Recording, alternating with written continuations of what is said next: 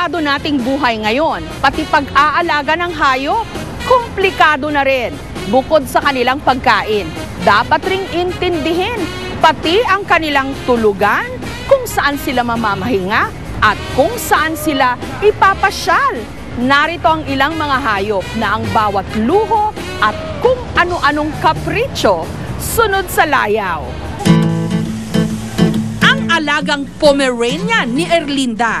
Mag-iisang buwan pa lang daw nung natuklasang meron itong juvenile arthritis o sa simpleng salita, rayuma. Ang kanang paa kasi ni Porsche sa likuran, nakaangat. Kaya kapag lumalakad o tumatakbo ito, 3 paa lang ang nagagamit. Nakakatapak na. Pero pagka yung nakikipaghabulan, siyempre, parang masakit pa. Kahit sa tao, minsan ika-ika. Hi, Porsche! Ang payo ng veterinaryo kay Erlinda, si Porsche kailangang ipa-acupuncture. Ang acupuncture ay ang pagtutusok-tusok at pagmamanipula ng karayom sa mga pressure points ng katawan para maibsan ang dinaramdam ng isang pasyente. At ang bago, ang acupuncture, hindi na lang pantao, pwede na rin daw sa hayop. Sa pet clinic na ito sa Aurora Boulevard, pang-4 na beses na raw ipinapa-acupuncture ni Erlinda ang kanyang alaga.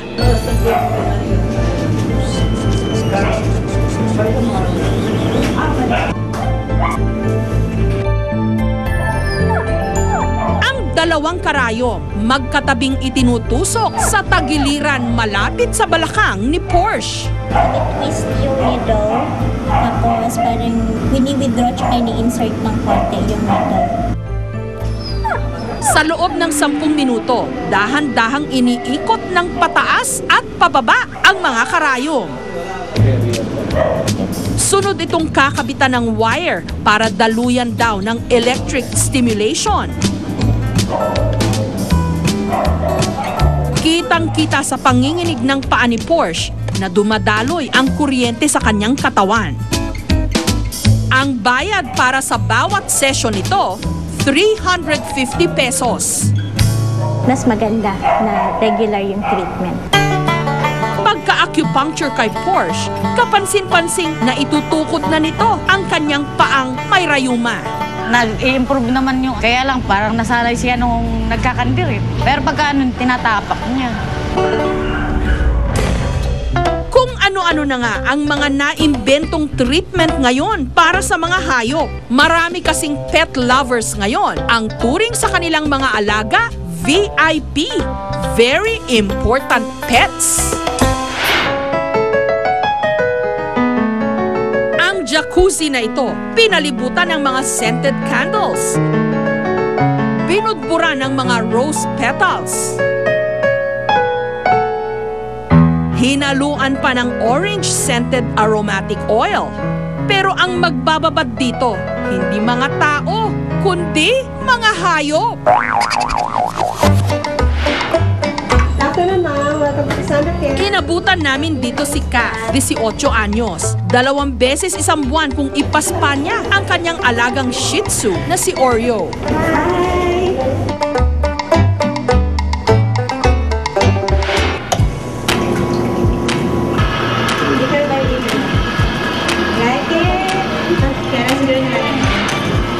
Pagdating sa jacuzzi, halatang sanay na si Oreo. Check daw na marerelax siya rito, babango pa.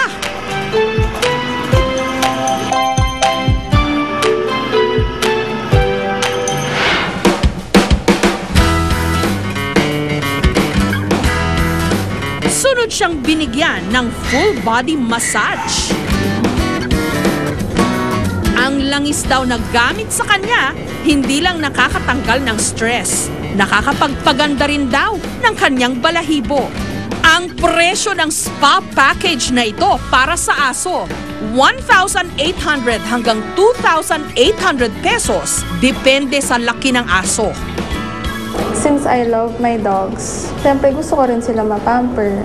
Kasi syempre nasistress rin sila. So, it's very relaxing for them. Pagkatapos, meron pa siyang pictorial. Kompleto ang props at costume.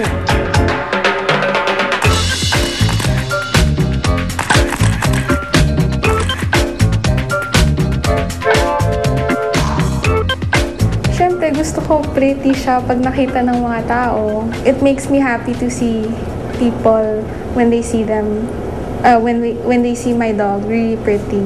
Yung iba, ginagawang therapy sa mga aso nila na nakikita nila yung difference ng sa coat nila, sa balahibo, na dati-dati parang ang tigas-tigas, tapos mula nung nagpapaspa na sila, yung gumanda ba? Pati ngipin ng aso, pwede ring ipabutingting. Ang Shih Tzu na si Bubbles, magpapa-dental scaling. Pero bago nun, tinurukan muna siya ng tranquilizer para kumalma. Pagkatapos, isa-isa ng kinayas ang mga namuong tartar sa mga pangil ni Bubbles. Mabilis yung vibration niya. So, kapag kadidikit mo siya doon sa mga calluses or mga tartars sa ipin, pusa siyang nabibiyak. So, para matanggal yun. So, hindi naman siya maapektuhan yung teeth mismo kasi masyadong matigas yun. Pagkatapos ng halos 1 oras, ang mga ngipin ni Bubbles nakakasilaw ang puti sa halagang 2,500 pesos. Sa pet clinic na ito, may nakaantabay pang ambulansya sakaling magkaroon ng pet emergency. Kumpleto ito sa gamit katulad ng oxygen tank, stretcher, at defibrillator o yung dikuryenteng pan-revive sa pet na nawala ng malay. Kasi iyan naman sa patient para ma-revive siya.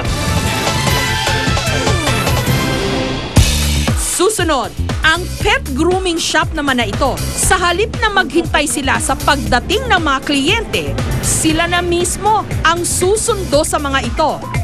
Ang gamit na sasakyan, cute na cute!